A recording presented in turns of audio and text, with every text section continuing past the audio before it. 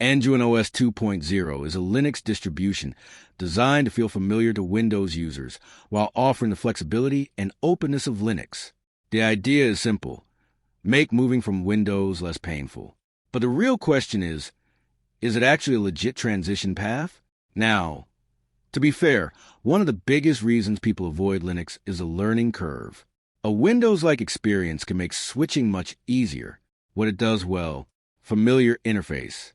The layout is designed to feel comfortable for Windows users. Lower learning curve. People moving from Windows may adapt faster. Where the hype falls apart, it is still Linux. This is the biggest issue. Even with a Windows-style design, some things still work differently.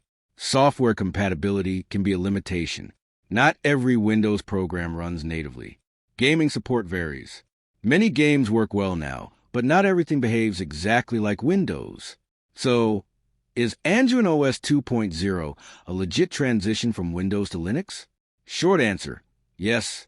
It appears to make Linux feel more approachable for Windows users, but it is still a Linux system underneath. Thanks for watching. Don't forget to like and subscribe for more videos.